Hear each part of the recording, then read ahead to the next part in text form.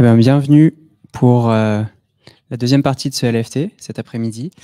On va commencer en douceur avec Camille qui va nous présenter la photographie des paysages nocturnes j'espère en savoir un peu plus sur cette photo et ce lac gelé. Merci Camille. Alors, alors tout d'abord, bonjour à tous pour commencer et merci de m'accueillir ici pour vous parler un petit peu de ma passion, qui est la photographie de paysages nocturnes. Avant de développer un petit peu la chose, je vais faire une petite présentation. Donc moi, je m'appelle Camille, Camille Niel, j'habite à Chambéry en Savoie et je pratique depuis quelques années ce qu'on appelle l'astrophotographie. C'est une discipline qui consiste à prendre des photos de ciel étoilé, entre autres. J'ai découvert cette passion il y a à peu près 2-3 ans dans un voyage en Australie, en Nouvelle-Zélande, où j'ai pu avoir la chance d'observer déjà à l'œil nu des ciels absolument magnifiques. Et comme je faisais déjà un petit peu de photos au départ, voilà, j'ai commencé à m'exercer sur ces ciels. Et c'est de là qu'est née un petit peu l'histoire d'amour. Et depuis, je fais quasiment plus que ça là, depuis 2-3 ans. Et je suis vraiment spécialisé dans ce type de photographie. Alors l'astrophoto, qu'est-ce que c'est? C'est un terme qui est quand même assez facile à comprendre. Ça va être la photographie des astres, donc tout objet qui est présent dans le ciel, dans l'univers. Dans ce terme astrophotographie, ça regroupe plusieurs disciplines. Je vais vous présenter assez rapidement un petit peu les différentes disciplines qu'on retrouve. Il va y avoir les photos grand champ. Les photos grand champ, ça va être, comme son nom l'indique, un champ assez large dans le ciel. Des zones assez vastes. C'est souvent photographié avec des focales d'appareils photo assez larges. Et quand je dis large, ça va être jusqu'au 135-200 mm. Pour du ciel, c'est assez large. Donc là, vous voyez au-dessus, on a une photo de la Voie lactée. Donc une grande zone de la Voie lactée. Alors ici c'est la Voie lactée de l'hémisphère sud. C'est des objets qu'on voit pas ici. Et en dessous, la région de la constellation du Cygne, qui est visible une bonne partie de l'année chez nous, souvent en plein zénith pendant l'été et jusqu'en automne. Après le grand champ, on va trouver le ciel profond. Là, on va vraiment se concentrer sur des objets beaucoup plus précis dans l'espace. Par exemple, à gauche, vous pouvez voir, on a la galaxie d'Andromède. Juste à droite, la nébuleuse de la Rosette. Et en dessous, les nébuleuses de la Tête de Cheval et de la Flamme. Après, on va trouver d'autres disciplines un petit peu plus différentes qui sont le lunaire, le solaire et le planétaire. C'est assez parlant, hein, ça va consister à prendre en photo uniquement ces astres sur des valeurs sur des échelles plus ou moins larges. Donc c'est soit l'astre en entier, soit des détails un petit peu plus particuliers, comme pour le Soleil, on voit là des éruptions solaires, et il y a un peu le même type de photo pour la Lune. On va se concentrer vraiment sur une zone de la Lune, avec notamment des cratères. Et pour le planétaire, on va tout simplement prendre la photo de la planète. Et donc j'en viens à ma discipline qui est le paysage nocturne.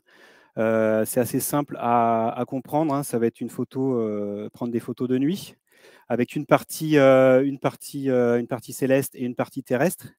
D'ailleurs, je ne sais pas si vous arrivez à voir sur cette photo, mais vous allez peut-être reconnaître quelqu'un qui est ici. Il s'agit de Sylvain Guyon qui est dans cette pièce, donc qui a un petit peu, grâce à moi, sorti peut-être des belles photos d'aurore boréale dans le Grand Nord. On va peut-être bon. Donc voilà un petit peu à quoi ressemble un petit panel du paysage nocturne. Après, concernant le matériel, je vais revenir un petit peu aux photos précédentes. C'est pas du tout le même type de matériel pour chaque discipline.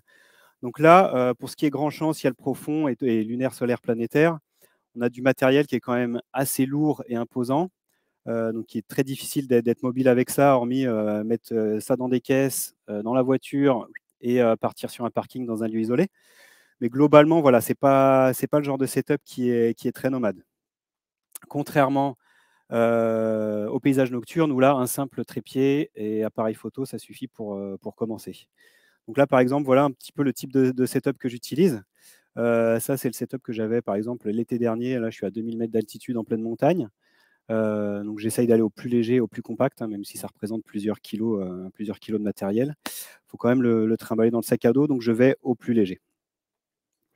Alors pour ceux qui font un petit peu de la photo, ou même pour ceux qui n'en font pas, vous remarquerez peut-être un outil qui est un peu étrange ici, situé entre le trépied et l'appareil photo. Il s'agit d'une monture équatoriale. Alors une monture équatoriale, à quoi ça sert? Qu'est-ce que c'est et à quoi ça sert? Je vais vous expliquer un petit peu, mais avant, je vais faire un petit peu de théorie sur la prise de vue de photo nocturne et la prise de vue de photo un petit peu en général aussi. Pour ceux qui font de la photo, quand vous prenez, même ceux qui n'en font pas, je vais vous expliquer assez rapidement. Quand on prend une photo, il y a ce qu'on appelle un des réglages, en tout cas en mode manuel, je parle, il y a un des réglages qui s'appelle le temps de pause. Le temps de pause, ça va être le temps durant lequel vous prenez votre photo. Si vous prenez une photo ici dans cette salle, ça va faire un petit clic-clic. Il va se passer un vingtième, un cinquantième, un centième de seconde, suivant les conditions. Ça va être le temps durant lequel la lumière va rentrer dans l'appareil photo et va s'imprimer sur le capteur. Donc de nuit, comme il fait tout noir, il faut réussir à faire rentrer de la lumière sur le capteur pour imprimer le maximum de choses possibles. Et pour ce faire, il faut faire des temps de pause plus ou moins longs. Quand je dis des temps de pause longs, ça va être plusieurs secondes, plusieurs dizaines de secondes, voire des fois plusieurs minutes.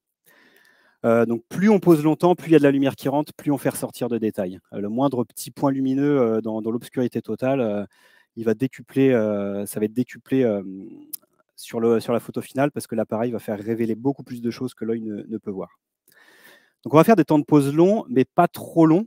Je m'explique pourquoi. Par exemple, à droite, vous voyez, j'ai une photo qui fait 3 minutes. J'ai une photo qui fait 3 minutes.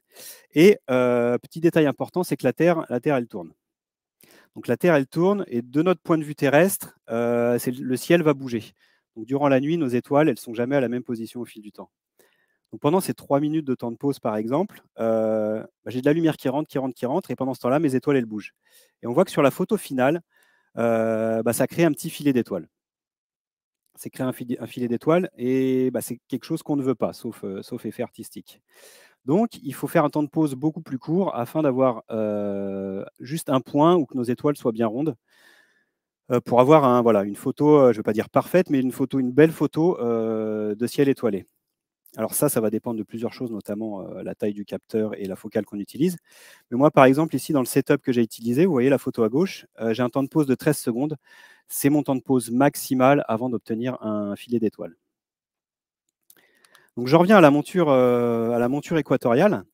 Donc cet appareil, ça va servir à compenser la rotation de la Terre et ainsi figer notre boîtier, du moins ceux qu'on cadre, ça va être figé sur notre ciel.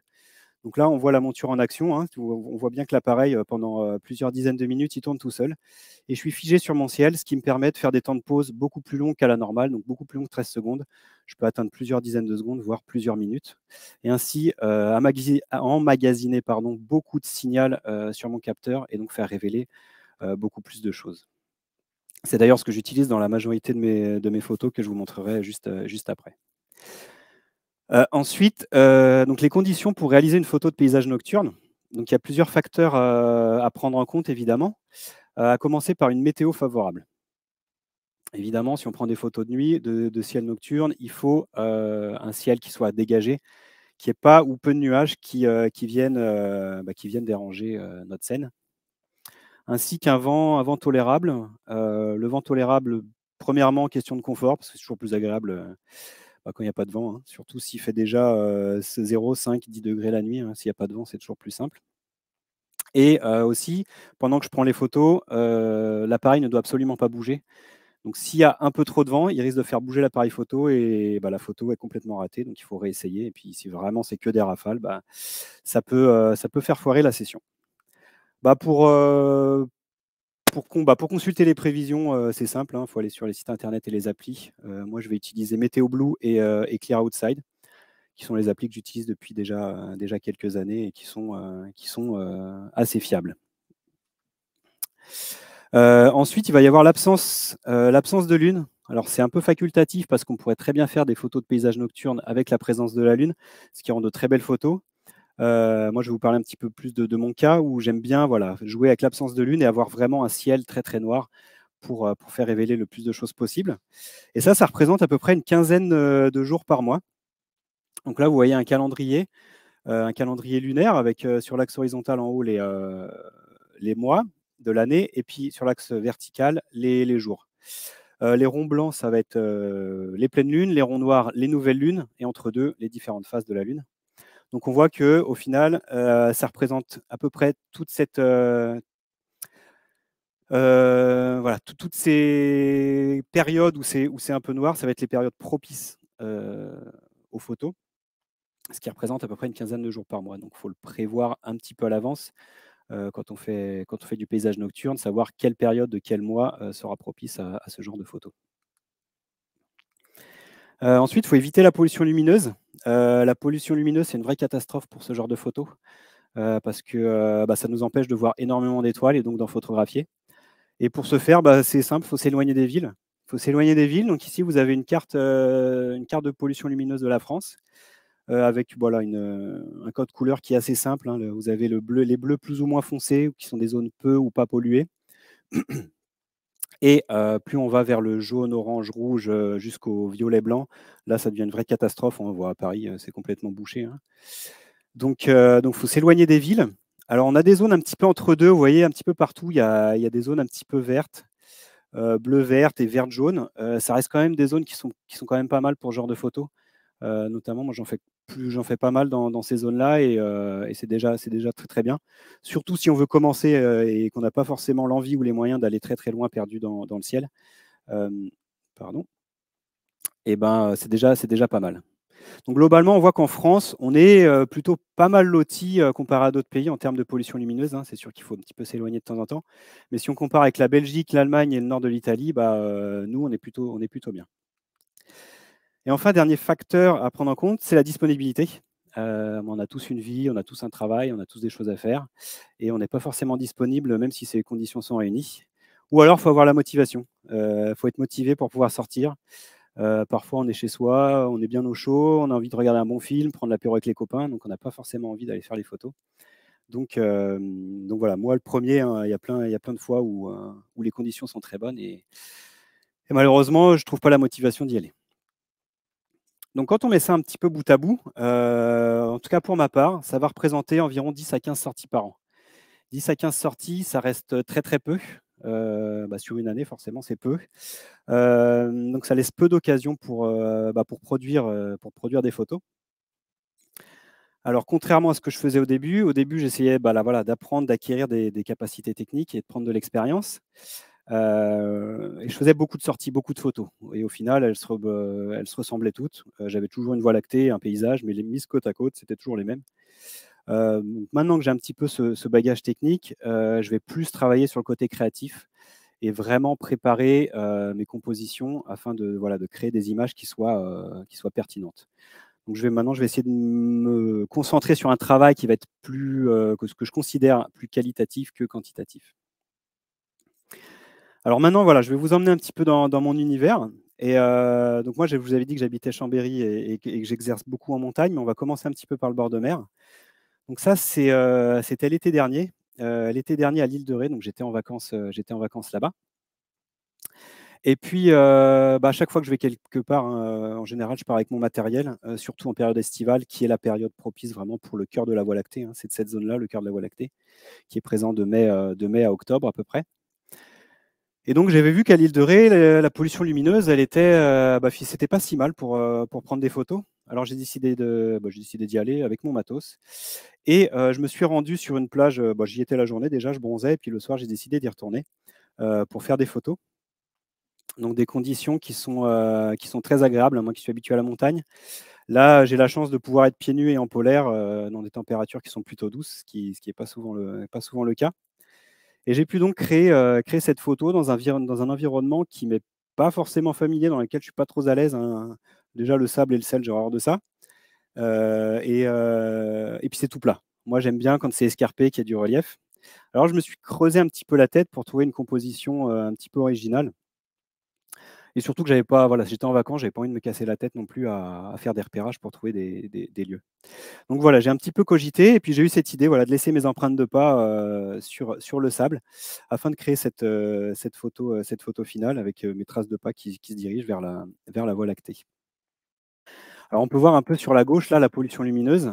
C'est l'île d'Oléron, qui est située pas très loin de l'île de Ré, au sud de l'île. C'est des petites lumières, hein, c'est pas à l'œil nu, c'est pas grand-chose, hein, mais à la photo, ça bombarde un max. Et surtout si on compare, voilà, à droite, là c'est l'océan, donc on a plus rien du tout. Donc on a un sacré contraste à ce niveau-là. Ensuite, je vous emmène sur le plateau de Valensole. Alors là, la photo, elle est un peu sombre à l'écran. Normalement, elle est un petit peu plus punchy que ça. Le plateau de Valensole, c'est un plateau qui est situé dans les Alpes d'Haute-Provence, à côté de Manosque, pour ceux qui voient, ou à gauche, enfin à l'ouest du parc du Verdon, des gorges du Verdon. Et donc, c'est un plateau plein de champs de lavande. Et moi, je connaissais déjà ce lieu et je rêvais de faire une photo de paysage nocturne dans ce lieu-là. Et celle-là, je l'ai prise il y a 2 ans. Et il y a 2 ans, j'avais un travail déjà à temps plein qui m'empêchait d'avoir pas mal de temps libre pour faire des photos. Et j'ai eu, voilà, il y a eu une fenêtre de tir sur 2 de mes jours off. Donc un peu du jour au lendemain, voilà, j'ai décidé de partir pour faire une tentative. Donc voilà, je suis parti le matin, j'ai fait 5-6 heures de route pour arriver sur le plateau. Petite séance repérage de quelques heures, le temps de trouver le champ sur lequel je voulais shooter. Et donc voilà, j'ai choisi celui-là, ce champ avec cette jolie cabane.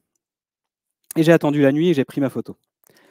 Là, comparé à la photo d'avant, c'est pas une photo, alors pour ceux qui font de la photo, c'est pas une photo au grand angle, hein, c'est-à-dire j'ai pas fait une photo en large et pour avoir toute ma scène. En fait, j'ai fait une technique qui s'appelle le panorama. J'étais avec un 50 mm. Le 50 mm, ça va représenter à peu près ça. Et donc, j'ai fait un panorama, j'ai superposé chaque photo entre elles, j'ai balayé mon ciel. Je vais vous montrer un petit peu à quoi ressemble le balayage. Voilà, je pars d'en bas, je remonte, et après, je tourne à droite, je redescends. Voilà, je forme un petit serpentin comme ça afin de balayer tout mon ciel. Et donc, au final, j'ai 16 photos pour produire ce ciel. Ce ciel qui du coup, est bien défini. Et vous me direz pourquoi justement utiliser le 50 mm plutôt qu'un grand angle comme un 14 ou un 24 par exemple. C'est justement pour avoir un ciel bien défini. Le fait d'être en focale beaucoup plus resserré, on chope beaucoup plus de détails, beaucoup plus d'informations et on a aussi une latitude de travail beaucoup plus large derrière. Et puis accessoirement, on pourrait l'imprimer en très, très grand. Bon, c'est pas encore le but, mais un jour, on sait jamais. Et donc voilà le résultat de cette petite aventure. Et puis après, j'ai fait un petit somme et je suis rentré chez moi. Maintenant, je vous emmener en montagne. Donc là, on est dans le massif de la Chartreuse. C'est juste à côté de chez moi. Donc moi, je suis arrivé à Chambéry il y a presque 2 ans. Et en arrivant à Chambéry, j'ai vu des photos de ce lieu. Et je me suis dit, il faut absolument un jour que j'y aille. Sauf que ce lieu, il est un petit peu secret. Alors aujourd'hui, on va dire qu'il est secret sans être secret, hein, mais il n'existe pas de topo officiel. D'une part parce que ça a été découvert en 2005, donc c'est très, très récent. Et d'autre part parce que c'est un lieu qui est pas très accessible. Faut pas avoir peur d'y aller, hein, faut s'engager sur des petits chemins. On le trouve pas forcément le chemin, donc faire un petit peu le sanglier dans la broussaille. Et puis s'aventurer dans des endroits un petit peu olé olé. Il y a beau y avoir des cordes, hein, mais les cordes, on ne sait pas combien de temps elles vont tenir. Donc il faut avoir le pied sûr. Faut avoir le pied sûr et puis en plus, sans parler qu'on porte un sac à dos qui est lourd avec tout le matériel photo. Moi, j'avais une quinzaine de kilos sur le dos. Et donc, au bout de quelques heures de marche, on finit enfin par arriver par ce lieu qui est quand même assez magique. Et voilà, petite session repérage. Et donc après, j'ai dû attendre la nuit pour faire mes photos. Et donc, il en ressort cette photo finale qui utilise une technique un peu particulière. Donc, je vous parlais du panorama juste avant. Ici, c'est une technique de filet d'étoiles. Je vous parlais au tout début de temps de pause, par exemple, de 3 minutes qui font des petits filets d'étoiles. Donc là, c'est un petit peu pareil. Alors, je vous rassure, je n'ai pas fait une pause de 3 à 4 heures. Hein. Sinon, mon capteur, il n'aimerait pas ça. Donc, en fait, ce que je fais, c'est que je prends une succession de photos de 20-30 secondes et je les prends les unes à la suite des autres. Et ça, pendant des heures. Donc, au final, je me retrouve avec 300-400 photos. Et ces 300-400 photos, je les compile dans un logiciel qui recrée, qui met bout à bout chaque trajectoire d'étoile pour créer ce filet final. Alors, c'est absolument pas naturel, mais voilà, c'est un type de photo qu'on peut réaliser en paysage nocturne qui est facile à réaliser et qui a un petit effet waouh sympa. Alors après, on aime ou on n'aime pas, hein, c'est un peu binaire. Mais voilà, moi, j'en fais un petit peu, j'aime bien faire ce genre de photos. Je me destinais pas du tout à faire cette photo d'ailleurs en arrivant là, j'avais une toute autre idée en tête, hein, et le but c'était d'avoir la Voie lactée qui passait derrière. Sauf que j'ai fait la photo et quand j'ai travaillé en post-prod, j'étais absolument déçu. J'aimais pas du tout ce que ça donnait. Et heureusement, heureusement que j'ai fait également cette photo-là. Alors, on reste en montagne. Cette fois-ci, on va partir en Vanoise, le massif de la Vanoise qui est situé en Haute-Maurienne, enfin en Maurienne et Haute-Maurienne. Donc là, on a une arche de Voie lactée. Encore une technique un peu particulière, mais qui a toujours son petit effet, hein. Ça a toujours un bel effet waouh. Alors là, c'est pareil, hein, c'est assez sombre sur la projection. Donc ça utilise la technique de panorama un petit peu comme tout à l'heure avec le plateau de Valençol au champ de lavande. Tout à l'heure, vous voyez, j'avais capturé à peu près cette partie-là de la Voie lactée, qui représentait déjà 16 photos. Alors, sauf que là, je ne suis pas au 50 mm, hein, j'ai une focale beaucoup plus large, je suis au 24. Mais voilà, au lieu d'avoir cette partie-là de photographier, là, j'ai vraiment balayé tout mon ciel à plus de 180 degrés. Faut savoir que la Voie lactée, elle s'étend du nord au sud. Elle s'étend du nord au sud et elle passe un peu au-dessus de nous, plus ou moins haute après dans le ciel suivant la période. Donc voilà, j'ai balayé à beaucoup plus de 180 degrés. L'étoile qu'on voit ici, c'est Vega. Le Vega, elle est située au zénith, donc j'ai aussi balayé très haut au-dessus de moi. Et en fait, le fait d'assembler en post-production ce panorama et d'aplanir la scène, ça crée cet effet un peu voûté. Alors là, je suis à 2000 mètres d'altitude. C'était une sortie qui était totalement improvisée. J'ai un plan qui est tombé à l'eau et puis j'ai des amis qui m'ont proposé une sortie, un trek sur 2 jours. Donc moi, j'ai pas pu résister, sachant qu'il y avait une bonne météo. Donc je suis parti avec eux. Et il a fallu, voilà, j'ai trimballé tout mon matos. J'avais pareil, hein, j'avais 15-17 kilos sur le dos. C'était costaud, hein, parce qu'on avait quand même 1000 mètres de dénivelé à effectuer. Je suis arrivé au refuge, j'étais complètement au bout de ma vie. Et en plus, double peine, je suis arrivé au refuge. Le refuge était vachement encaissé. Il était super encaissé. Les montagnes, on était vraiment trop proche des montagnes, donc ça bouchait toute la vue. Donc j'ai un petit peu déchanté. Mais après une bonne bière, là, j'ai repris un peu mes forces et mes esprits. Et je me suis dit, bon, allez, j'ai quand même trimballé tout le matos là-haut. Je vais essayer d'en faire quelque chose. Donc je regarde sur la carte, et sur la carte, je vois qu'il y a un petit plateau un petit peu plus haut, à quoi, une demi-heure, 3/4 d'heure de marche. Et je me suis dit, je vais tenter le coup. Et donc, quand tout le monde est parti se coucher vers 21h, 21h30, j'ai pris mon sac à dos, je suis monté là-haut, et puis voilà, j'ai passé une super nuit. J'ai pris les photos pendant 2-3 heures. Et en bonne compagnie, parce qu'il y a plein de vaches autour, là, on les voit pas, elles sont barrées un petit peu plus loin, donc ça faisait gling-gling un peu partout, c'était très sympa. Et donc, avant de partir là-haut, comme j'avais pris mes 2 boîtiers, j'en ai laissé un premier au pied de ma tente. Et j'ai réalisé ce filet d'étoiles. Donc, j'ai laissé tourner l'appareil toute la nuit jusqu'à ce qu'il n'y ait plus de batterie. Et voilà le résultat de cette autre photo. Le Mont Saint-Michel.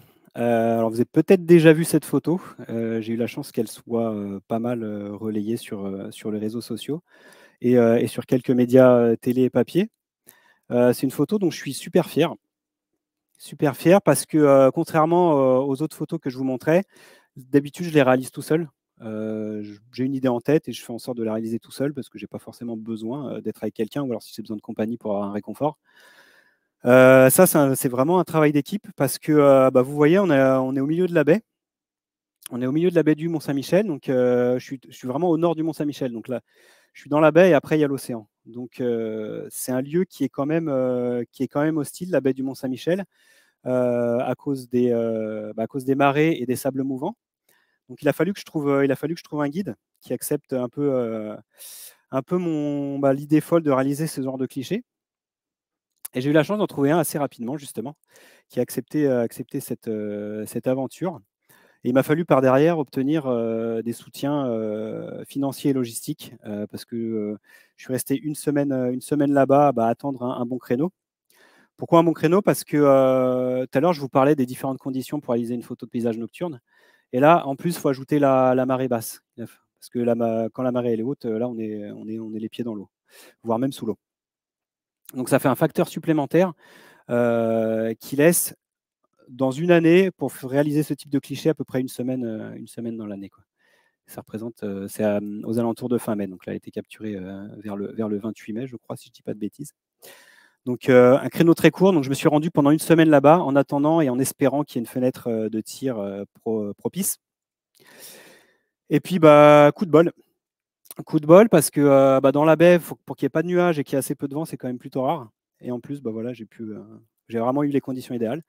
Donc avec mon guide, on est parti en fin de journée, la deuxième nuit où j'étais là-bas.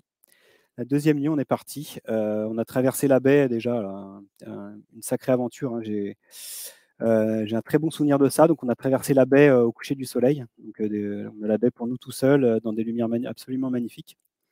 Et donc, on s'est posé un petit peu alors au nord du Mont-Saint-Michel, là, pas très loin, un peu plus à gauche, à 10 minutes à pied. Il y a un petit îlot qui s'appelle l'îlot de Tomblaine, au pied duquel on s'est posé. On a attendu la nuit noire pour faire les photos. Une fois la nuit noire arrivée, la Voie lactée n'était pas du tout axée au Mont-Saint-Michel, elle était à peu près par ici. Donc voilà, vers 1h30, 2h du matin, on a dérivé un petit peu vers l'ouest, jusqu'à aligner le ciel et le Mont-Saint-Michel parfaitement ensemble. Et donc voilà le résultat final, donc je suis pas peu fier. Et d'un point de vue technique, ça va être comme au plateau de Valençol, hein. Ça va être des tuiles au 50 millimètres. Là, j'ai à peu près 12 photos pour le ciel au 50 millimètres. Alors le Mont-Saint-Michel, je pourrais en parler vraiment plus longtemps parce que c'est vraiment un très beau souvenir et une très belle aventure. Si ça vous intéresse, sur mon site internet, j'ai écrit un article justement sur cette aventure et en plus, il y a une vidéo, j'ai eu la chance d'avoir un vidéaste qui me suivait pour filmer un petit peu les coulisses de ce projet. Maintenant, on va partir en hiver. L'hiver, moi, j'adore parce que, alors déjà, de base, j'ai tendance à dire qu'en termes de photos, la nuit, tout est plus beau. Vous prenez n'importe quelle scène de jour, je trouve que de nuit, elle est quand même vachement sublimée. Et sous la neige, tout est plus beau de base, hein, donc à l'œil nu ou en photo. Alors, vous mettez les deux ensemble, moi, c'est un petit peu l'apothéose. Donc ça, c'était ma toute première sortie l'an dernier, ma première sortie hivernale. C'était un petit peu le baptême du feu. Donc je suis parti bien équipé, trop équipé en termes de photos. Donc là, voilà, j'ai pris mes deux boîtiers, mes deux trépieds. Je passe toujours, moi, à chaque fois que je fais mes photos en montagne, je passe la nuit là-haut, hein. C'est beaucoup plus simple parce que des fois, je vais loin et j'ai pas forcément la force de redescendre. Et l'hiver, le matos hivernal, il est beaucoup plus lourd. Donc là, on voit, hein, j'ai tout mon duvet et tout ce qu'il faut à côté pour survivre, hein, parce que c'est aussi dangereux l'hiver. On risque, alors l'été, on peut aussi risquer sa vie, mais l'hiver, d'autant plus. J'ai aussi mes skis de rando. Pourquoi? Parce que là où j'étais, je vous remontrerai les photos juste après. On est à 2500 mètres d'altitude et c'est inaccessible à pied, hein. Faut qu'il n'y ait pas de neige. Et en raquette, je ne pense même pas qu'en raquette ce soit possible. Et donc moi, j'ai la chance de faire du ski de rando. Donc le seul moyen d'y aller, c'est de monter avec le ski de rando. Et donc voilà, une fois tout ça empaqueté, faut y aller. Faut y aller. Alors tout ça, ça a un poids, hein. Autant les skis au pied que le sac à dos. Alors là, j'avais, je crois, 18 kilos sur le sac à dos. Donc il a quand même fallu monter tout ça à la force de mes cannes. Pour ceux qui ont fait ou qui font du ski de rando, il y avait 700 mètres de dénivelé à faire. C'est pas forcément un dénivelé énorme de base, mais je vous jure que quand vous avez 18 kilos sur le dos, c'est une vraie épreuve et j'ai un peu sous-estimé ça. Et là où je suis arrivé, j'étais complètement lessivé, j'étais au bout de ma vie. En haut, il y a un refuge non gardé, c'est là où j'ai passé la nuit. Et arrivé là-haut, j'ai passé 2-3 heures, j'ai fait que de boire thé sur thé et j'ai mangé. J'étais vraiment pas bien et voilà. Donc là, j'ai repris des forces. Le soleil vient de se coucher et il a encore fallu que je redescende un peu plus bas parce que là où je voulais aller, c'est en contrebas et la neige était trop épaisse pour y aller à pied. Donc je suis redescendu j'ai glissé un petit peu à ski pour arriver sur ce fameux pont romain qu'on voit derrière. J'étais venu pour ça. Et j'avais prévu de passer une belle nuit à faire des photos pendant 3-4 heures. Sauf que il faisait froid. Il faisait très très froid. Beaucoup plus que ce que je m'attendais. Et j'étais peut-être pas forcément suffisamment équipé. Donc du coup, j'ai fait que des photos pendant 1h30. J'ai pris un petit peu l'essentiel dont j'avais besoin. Et je suis vite remonté aussi au refuge. Donc d'une part parce que j'avais froid et un petit peu psychologiquement parce que me remettre à l'abri. J'ai pas envie qu'il m'arrive malheur là-haut, hein, surtout qu'il n'y a personne. J'étais vraiment seul au monde. Et donc voilà un petit peu le résultat de cette grande première en hiver, hein. Donc vous pouvez voir la photo de droite. Donc j'avais mes deux boîtiers, hein. J'ai positionné un boîtier d'un côté et un boîtier de l'autre. Donc un filet d'étoiles, hein, comme vous avez déjà pu voir précédemment. Et puis ici, voilà, un panorama au 50 mm avec la partie hivernale de la Voie lactée. Parce que alors l'hiver, oui, on ne voit pas du tout les mêmes choses que l'été. Il y a d'autres objets qui sont tout autant photogéniques. On a tendance à délaisser l'hiver quand on commence ce type de photo parce que l'été, il y a le cœur de la Voie lactée, hein, comme on voyait tout à l'heure, qui est très très photogénique et facilement photographiable. L'hiver, c'est pas présent, hein. Le cœur de la Voie lactée, comme je disais, il est présent de mai à octobre. Et cette partie hivernale, justement, c'est cette partie de la Voie lactée, on la voit pas l'été et on la voit que l'hiver. Donc, c'est possible de la photographier que l'hiver. Et moi, je trouve que c'est d'autant plus joli. Alors, il faut un petit peu un matériel spécifique, hein, parce que là, ce qu'on voit, alors, ce sont des nébuleuses présentes dans l'espace. Et les nébuleuses, ça émet des longueurs d'onde infrarouges, pardon. Ça émet des longueurs d'onde infrarouges, sauf que sur les capteurs d'appareils photo, sur tous les capteurs, il y a un filtre infrarouge dessus. Ce qui fait qu'on ne peut pas avoir ces nébuleuses, ou alors très très très très peu. Moi, j'ai un boîtier que j'ai fait défiltrer, donc j'ai envoyé ça à un professionnel qui a démonté l'appareil photo, démonté le capteur et retiré ce petit filtre infrarouge. Ce qui me permet justement d'avoir tous ces petits détails, toutes ces informations qu'on n'aurait pas en temps normal. Donc c'est une raison supplémentaire pour moi aussi d'aller faire des photos de l'hiver maintenant que j'ai le matos aussi qui est adapté pour. Et ça, c'était la photo au départ. Avant de partir, j'avais fait mon petit dessin, je veux faire cette photo. Donc je suis plutôt pas mauvais en dessin, c'est assez réaliste, je trouve, comparé à la scène. Je préfère même peut-être encadrer celle-là plutôt que celle de gauche, hein. Donc voilà, je fais pas souvent mes croquis. Ah, il y a juste la rivière à la rigueur, je savais pas qu'il y aurait autant de neige et que ce serait gelé, mais globalement, c'est assez respecté. Et donc ça c'est cette année, là, c'est ma première sortie de cet hiver. C'était fin novembre, j'ai profité des premières tombées de neige pour repartir un petit peu en expédition. Je ne sais pas si vous reconnaîtrez, mais il s'agit du massif des aiguilles d'Arves avec les fabuleuses aiguilles d'Arves qui sont ici. Et je voulais faire une photo un petit peu une série de photos autour de ces aiguilles. Là, je me suis rendu à la station de Saint-Sorlin d'Arves, qui est un petit peu en contrebas ici. C'était pas une grosse épreuve, hein. J'ai eu juste 1 ou 2 heures de marche et j'ai fini par mettre les raquettes à la fin. Donc c'était assez facile d'accès. Pour ceux qui connaissent, je suis juste en dessous du col de la Croix de Fer. Col de la Croix de Fer, qui est un col assez connu qui passe très souvent au Tour de France. Donc j'étais juste en dessous de ce col. Et cette fois-ci, je suis parti beaucoup plus léger. L'an dernier, j'avais mes 2 boîtiers, mais j'ai retenu la leçon. Je pense que je partirai peut-être plus jamais avec autant de matériel photo et je vais partir beaucoup plus léger. Et je voulais surtout aussi varier un petit peu, parce que là, on voyait que sur ma dernière sortie hivernale, j'ai produit 2 photos que j'adore, mais j'en ai fait que 2. Et là, je me suis dit, j'aimerais bien créer une petite série. Alors, je vais partir plus léger et m'encombrer un peu moins l'esprit et puis m'amuser avec ça. Donc là, voilà, j'ai réalisé plusieurs clichés différents qui recoupent plusieurs techniques, hein, comme ici, on retrouve un petit peu le filet d'étoiles. Ici, une photo pareille au panorama, avec le fabuleux massif des aiguilles d'Arves et puis toutes ces nébuleuses dans la région d'Orion. Ah oui, je ne l'ai pas dit tout à l'heure. Alors ici, ça c'est à peu près la constellation d'Orion qui se situe ici, pour ceux qui connaissent un petit peu, qui ont des petites bases en astronomie. Et ici, on a la nébuleuse d'Orion. Nébuleuse d'Orion qui est facilement photographiable et très photogénique. Et juste au-dessus, dans les photos que je montrais au début de Ciel profond, c'est la nébuleuse de la tête de cheval et de la flamme qui est située juste là. Donc, vous voyez, on est très large comparé à la photo que je vous avais montrée au début. Donc voilà, on a un filet d'étoiles, on a un panorama, et puis après j'ai fait des photos, ce que j'ai envie de dire simples, c'est-à-dire juste une pose unique, sans fioriture. Et voilà, on voit que je me suis amusé avec ce joli sapin et un ciel étoilé en flou derrière. Et puis voilà, des fois, il ne faut pas aller chercher midi à 14h, une simple photo comme ça, ça suffit. Et j'étais aussi à côté, au bord d'un lac ici, et je me suis dit, pareil, hein, autant profiter pour essayer de faire une composition originale. Surtout qu'il y avait un ciel intéressant, hein. Là, ici, on reconnaît les Pléiades. Les Pléiades, ça va être un regroupement de 7 étoiles qui sont très lumineuses et très bleutées, très photogéniques. À côté, ici, elle est assez faible. On a du mal à la voir sur l'écran, mais c'est la nébuleuse de la Californie, qui porte son nom parce qu'elle a la forme de l'État de Californie. Et ici, le point orangé, il s'agit de Mars. Donc voilà, et donc là, il y avait un joli triangle. Je me suis dit, je vais jouer un petit peu avec ça. Et puis, il y avait ce lac gelé. Je me dis, on va essayer d'aller sur ce lac.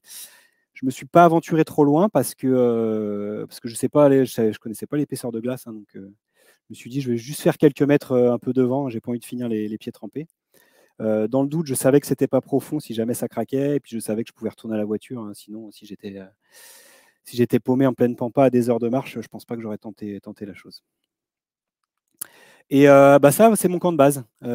C'est ma nuit, c'est mon hôtel 5 étoiles, où j'ai passé la nuit et bah, où j'ai pris mes photos. Donc il y a pas besoin de grand chose. Je vous cache pas que j'ai eu un peu frais, hein, c'était ma première fois vraiment dans la neige. Je manquais un petit peu d'expérience à ce niveau-là. Alors j'ai pas souffert du froid, hein, j'ai eu un petit peu frais, mais quelques petits détails à régler, mais sinon, pas du tout froid. D'ailleurs, il faisait pas froid. Enfin, il faisait pas froid. On est fin novembre, c'est fin d'automne, début d'hiver, il faisait que -3. C'est, plutôt doux pour cette période. Donc voilà le résultat de cette petite aventure. Et bah, là, c'est ma dernière photo, et ma dernière sortie également. C'était il y a un peu plus d'un mois. Je ne sais pas s'il y en a qui reconnaissent, il s'agit du lac du Mont-Cenis. Le lac du Mont-Cenis qui est situé en Haute-Maurienne, à la frontière italienne. D'ailleurs, on peut voir ici le barrage du Mont-Cenis et si on passe le barrage, là, on passe côté italien.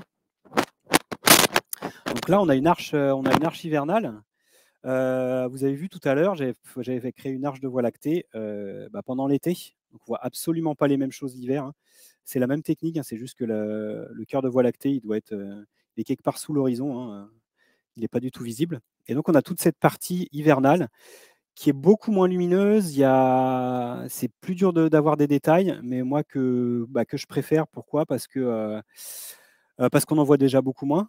Et puis, il y a un côté méritant à faire des voies lactées hivernales parce que c'est beaucoup plus dur de les réaliser, au vu des conditions de froid notamment. Et donc là, pour réaliser ça, donc je me suis rendu au lac du Mont-Cenis qui est à 2000 mètres d'altitude. Et là, bon, là, on ne voit pas, mais un petit peu derrière, quand on bascule de l'autre côté de ce versant, il y a la station de Valseny. Donc je suis monté en télésiège en haut de la station de Valseny pour m'éviter quand même un effort inutile. Et ensuite, j'ai mis les pots sur mes skis et puis voilà, j'ai marché un peu plus de 2 heures pour arriver ici. Alors là, j'étais un petit peu seul au monde, hein. Je ne vous cache pas qu'avant la sortie, j'étais un petit peu angoissé, mais pas de la mauvaise angoisse, parce qu'on ne capte pas du tout là-haut. On capte pas du tout. C'était ma première non, c'était ma deuxième sortie de l'année, mais disons que j'ai su que je partais ici il y a quoi? Il y a 24 heures. Je me suis levé un matin, j'ai vu la météo, j'ai fait: «Demain soir, il y a une fenêtre de tir, j'ai ce spot en tête, j'y vais demain soir». Autant vous dire qu'au réveil, quand vous vous dites: «Putain, demain soir, je pars à 2000 mètres dans un endroit où je capte pas en pleine neige par -10 degrés», ça fout un peu les pétoches. Donc je me suis rendu là et j'ai quand même passé une bonne soirée. J'ai pu profiter d'un coucher de soleil absolument magnifique. Et puis la photo, j'ai pas pu la réaliser très rapidement. La photo, elle est prise en milieu de nuit entre 1 heure et 3 heures du matin. Donc j'aurais aimé pouvoir faire ma photo et après dormir tranquille, sauf que c'est pas le cas. J'avais commencé par prendre quelques petites photos avant, mais je me suis très vite mis dans le duvet et puis j'ai roupillé un peu. Et cette photo, elle est prise entre 1 heure et 3 heures du matin. Donc j'ai mis le réveil à 00:30. Autant vous dire qu'à 00:30, quand le réveil il sonne, vous êtes bien au chaud dans le duvet, vous savez qu'il fait -12 dehors. Bah, c'est dur, hein, c'est très, très dur. Mais bon, je suis quand même monté pour ça, donc on se met un petit coup de boost. Et donc j'ai pris cette photo, pourquoi je l'ai prise entre 1 heure et 3 heures? Disons que j'ai fait plusieurs passes. Ça reprend la technique de panorama dont je parlais tout à l'heure, hein. Donc là, j'ai à peu près une quarantaine, une cinquantaine de photos pour la photo totale. Et ce que vous voyez ici, donc les montagnes, la lumière sur les montagnes, c'est pas de la pollution lumineuse, hein, c'est juste la lune qui éclaire. La lune qui se lève et qui permet d'avoir une petite lumière orangée très sympa. J'avais fait une première passe avant que la lune se lève, parce que je voulais avoir beaucoup de détails dans mon ciel, parce que la lune, elle éblouit quand même un peu le ciel. Et donc j'ai fait une première passe sans la lune. Et puis après, j'ai vu la lune se lever à l'œil nu. Là, c'était un spectacle absolument magnifique. Alors j'en ai profité, voilà, pour refaire une autre passe pour obtenir cette photo et qui me plaît beaucoup plus. J'ai peut-être moins de choses dans le ciel, mais ma scène globale, elle est beaucoup plus percutante. Donc voilà, la première arche surrénale dont je suis assez fier. On arrive au bout. Alors moi, là, je vis pas c'est pas mon métier, hein. J'ai une activité à côté, j'ai même d'autres activités à côté. Mais c'est plus qu'une passion quand même. Vous avez bien pu voir, c'est quand même un engagement, un gros engagement de temps déjà, physique et parfois psychologique. Mais aussi financier parce que comme toute passion, on me dirait, c'est un certain coût. Le matériel photo, plus moi qui ai l'idée tordue d'aller faire des aventures en montagne, il y a tout l'équipement qui va autour pour aller en montagne.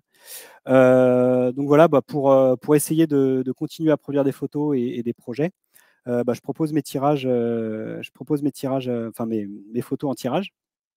Et j'organise aussi des stages photos, plutôt en période estivale, pour ceux qui veulent s'initier et ou se perfectionner, et pour ceux qui en font déjà. Et sinon, voilà, vous pouvez me suivre sur les réseaux sociaux, Facebook, Instagram et YouTube. Alors YouTube, j'ai très peu de contenu, hein, parce que déjà la photo, c'est énormément de boulot. Et faire de la vidéo, en plus, j'ai déjà essayé, c'est éreintant. Mais voilà, j'essaye de proposer un petit peu de contenu vidéo pour montrer les coulisses de mes aventures. D'ailleurs, pour ceux que ça intéresse, vous pouvez me suivre. Je pars juste après, je pars dans le Beaufortin. Je dors dans la vallée et demain matin, je pars très tôt parce que j'ai 12 km à faire et 700 de dénivelé pour rejoindre un lieu dans le Beaufortin et faire des photos la nuit qui suit. Donc, vous pourrez suivre ça éventuellement en story. Voilà, c'est terminé. J'espère que ça vous a plu. J'espère que ça vous a donné envie de vous mettre à cette discipline. Alors par contre, vous n'êtes pas obligé de faire comme moi, hein. On peut très bien faire des belles photos sans aller se casser la tête. Pourquoi faire moi je fais un peu pourquoi faire simple quand on peut faire compliqué. Donc n'hésitez pas, prenez vos boîtiers et puis allez tester ça un petit peu dans la nature, dans la campagne ou dans la montagne. Voilà, je vous remercie.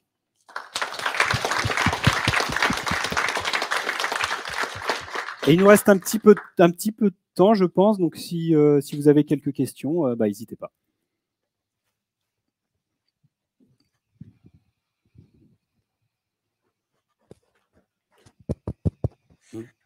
Merci pour ta présentation, c'était très intéressant. J'avais une question. À quel point ce qu'on voit sur les clichés sans les étoiles filées, enfin sans les filets d'étoiles, je veux dire, à quel point sur les clichés plutôt statiques, c'est ce que tu vois toi à l'œil nu quand tu y es sur place? Alors l'œil nu, ça n'a rien à voir, hein, parce que l'œil, il n'est pas assez sensible pour voir d'autres choses. Ce qu'on va voir à l'œil nu, j'ai envie de dire, on va voir un petit peu ça. Alors pas autant d'étoiles évidemment. On va voir un petit peu ça. La Voie lactée, on va la voir, mais on va pas voir autant de détails et on va surtout pas voir les couleurs. L'œil ne peut pas capter les couleurs de la Voie lactée, des objets qu'il y a dans l'espace. Donc globalement, on va un petit peu voir cette scène en plus sombre, moins d'étoiles. Et dans des teintes, ici, ça va être plutôt des teintes blanchâtres, grisâtres. Ok, merci. On a aussi des questions qui viennent des gens qui nous regardent à distance via YouTube. Ouais. On a une question de Étienne Doyon qui dit sur le calendrier des lunes, on voit des nouvelles lunes avec une icône différente. Qu'est-ce que ça signifie? Meilleur moment pour une photo? Oui et non. Alors ça, c'était, je crois, si je reviens, il me semble que c'était, je ne l'ai pas précisé, c'était, je crois que c'était les éclipses. Non, c'est pas celle-là. Alors attendez.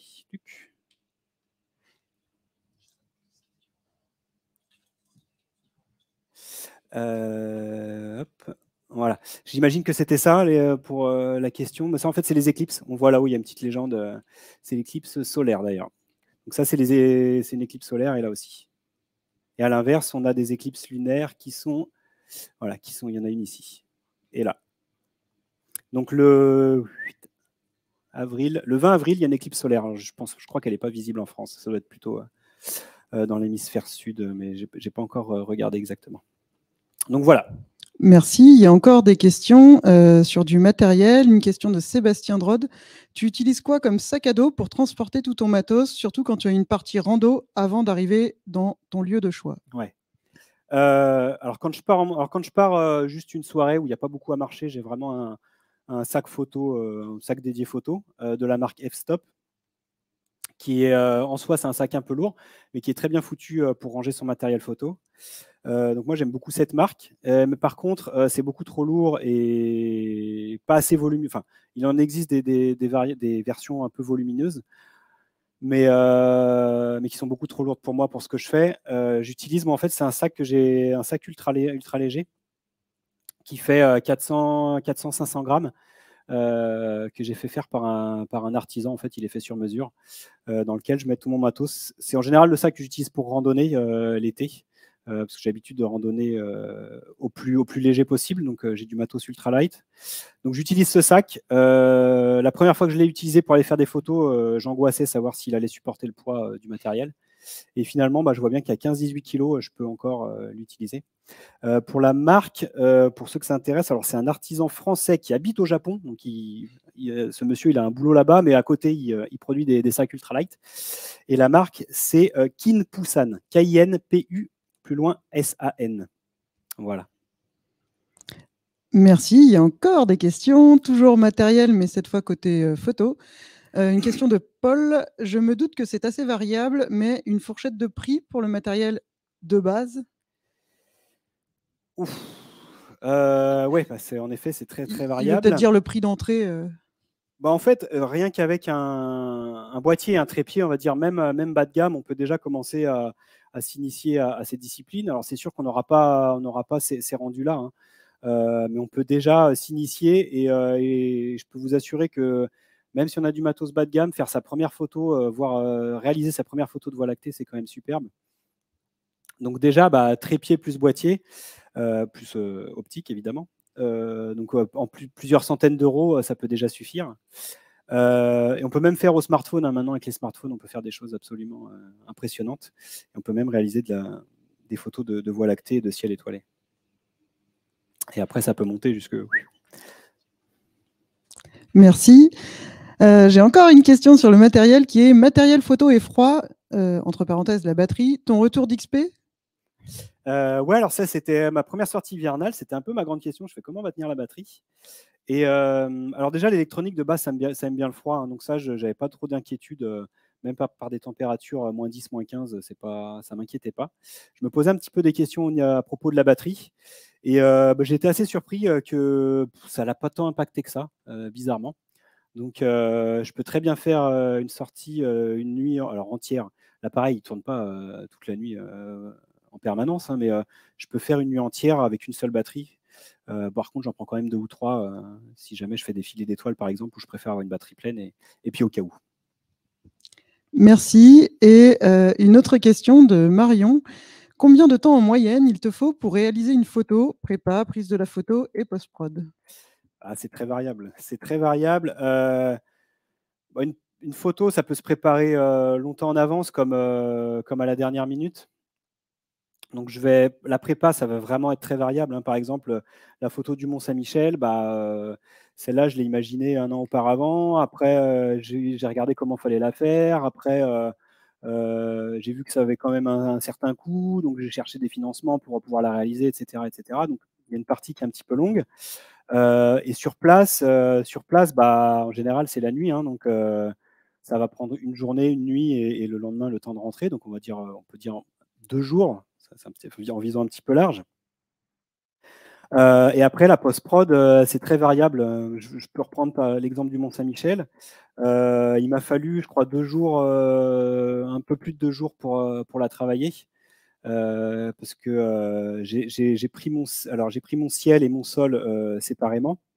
Pourquoi? Parce que, comme je disais tout à l'heure, j'utilise une monture équatoriale et à l'inverse, quand on prend une photo de longue pause, notre ciel y file, mais quand on utilise une monture équatoriale, c'est notre sol qui va filer, vu qu'on prend un temps de pause long et qu'on est figé sur le ciel et que ça bouge. Donc on prend les deux séparément, mais toujours en respectant le même axe, l'axe réel, hein. Je ne vais pas m'amuser à faire une photo composite en prenant un sol d'ailleurs, un ciel d'ailleurs et de faire quelque chose qui n'a rien à voir. Ou si je le fais, je l'assume et je le dis. Là, ce n'était pas le cas, donc il a fallu que je détourne. Là, j'ai un sol, une image qui faisait... je ne me rappelle plus exactement, mais qui était très large. C'était en plusieurs dizaines de milliers de pixels. Et j'ai détouré mon sol pixel par pixel, ce qui m'a pris déjà une journée. Quand vous arrivez dans les zones d'arbres, là-bas, c'est une vraie galère. Et donc, une fois que j'ai fait ça, je l'ai mise par-dessus mon ciel. Alors, sur mon ciel, il y avait le Mont-Saint-Michel, mais je l'ai caché par le ciel, par le sol bien défini. Et après, il a fallu traiter tout ça. J'avais une image qui était très, très lourde. J'ai pas forcément la bécane pour supporter une image aussi lourde. Et à chaque réglage, ça laguait un petit peu, donc il fallait que j'attende, que je peaufine. Et donc, ça m'a pris bien une journée et demie après après l'assemblage, le détourage de l'assemblage pour avoir le résultat final. Donc, alors, ça peut être aussi 5 minutes. Hein. Une photo que je vais prendre, comme tout à l'heure, le petit sapin qui était sous un petit ciel étoilé. Ça, c'est une photo simple. En 5-10 minutes, la photo, elle est traitée. Merci.